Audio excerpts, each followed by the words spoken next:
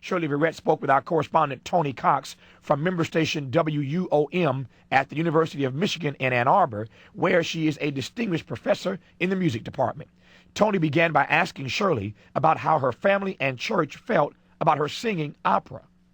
It was just verboten. It was forbidden in the Seventh-day Adventist Church to be in opera or to be in anything like jazz or, to sing in nightclubs and so on. But in opera, because they felt the storylines, usually somebody died and so forth, they did not agree with this. And only when I went to New York to the Juilliard and was put into the opera department that they thought it crossed my mind that I could become an opera singer. My parents were against it, of course, but my parents were also very, very, very supportive parents. And I was also, at that moment, very grown. I was an adult. And it was a hard decision for me to make, but I made it because I felt I was singing great music. And so, therefore, I had to, if I was going to do that, I couldn't keep continue my relationship in that certain sense of going to church and calling myself a Seventh-day Adventist. So I stopped doing that. I still believe, though. Now, you began singing spirituals in church as many black performers do. How did you find your way from hymns to operatic high notes before the Civil Rights era even began? I sang spirituals all my life, but most of the songs that we sang in the church, the Seventh-day Adventist Church, were from hymn books. But at home, we sang spirituals all the time. And they became a part of my life, the fabric of my life.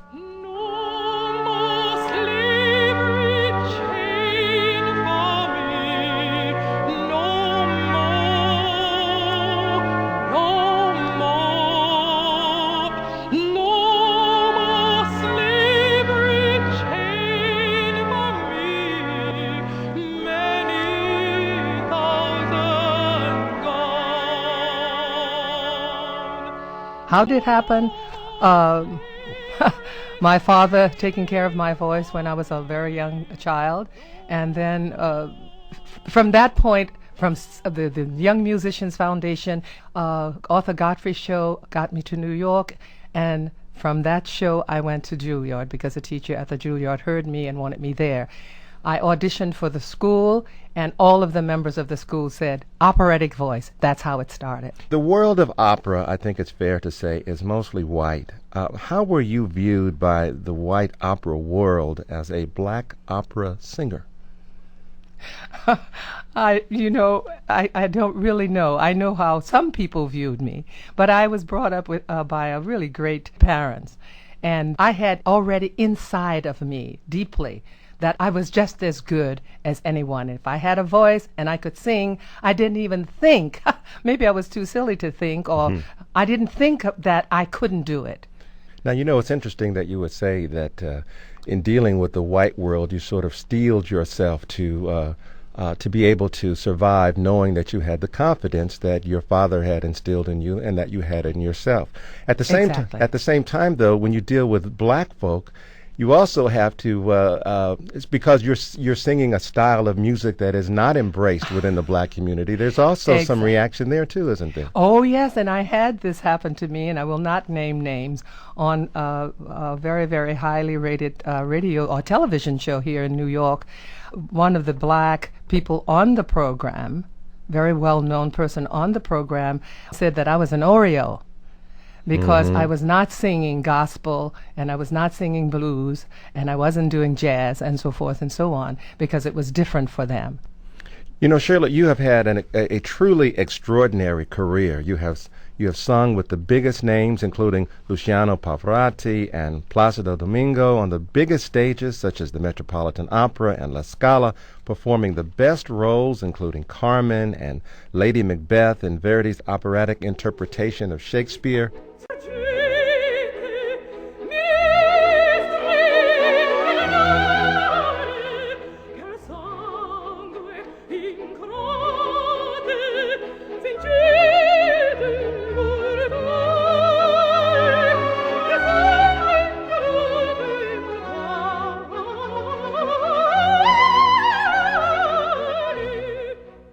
Let me ask you a series of quick questions, okay?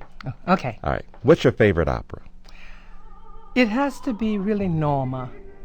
That's the first one that comes to my mind all the time. It's a very difficult question because I have several. But it was Norma. Norma was a lover, a mother, a friend, and a diva.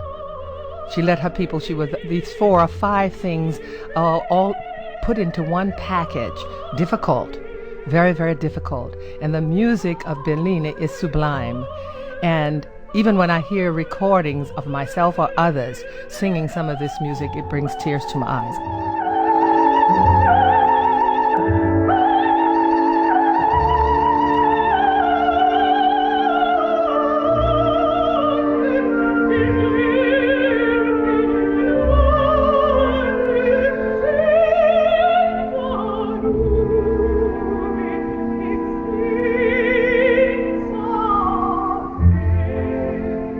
What was your favorite venue? I loved singing in the Met. I loved singing in Europe at La Scala, in all of the Italian houses. I loved singing in Vienna. I loved singing in London.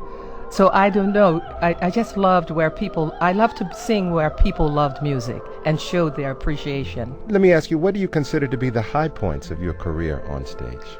It would have to be one of the first ones would have to be when Stokowski made a return visit to the Philadelphia Orchestra, and I was his soloist, and this was the big one. The second one would be, 1973, a rather big highlight at the Met when I did both roles in the Trojans, Dido, and also Cassandra. The third really big thing that just comes to mind at this time is La Scala, when I did my first Lady Macbeth in a new production there to open the season at La Scala. What is the legacy that you would like to leave behind for African American opera singers, or any opera singers for that matter? Oh my God, to make the situation a little better than it is today, to keep on trying. We have a lot of African Americans who are going into opera these days, but it seems to me in the big opera houses, we don't have as many on the roster as when I was coming along. I thought that when I was there, and Leontine Price and Arroyo and Bunbury and Jessie Norman, well, she came a little bit after us. I thought we were on a roll, as the youngsters would say. But I would tell them to keep on persevering, but for God's sake, don't try to go faster than you can go. Many people, and it's not only blacks, but I'm talking to the black youth now, hurry slowly. This was something that was told to me by the great Hall Johnson. Hurry slowly. Make each step count. Do your homework. Be better than the best, if you know what I mean. Be Yes, better than you can be. Yes. And keep on, if that's what you want to do, don't let the color barrier or the segregation or whatever is in the way at the particular moment keep you down.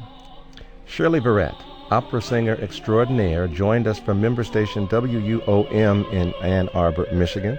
Her new autobiography is titled I Never Walked Alone. Shirley, thank you for joining us. Thank you for having me.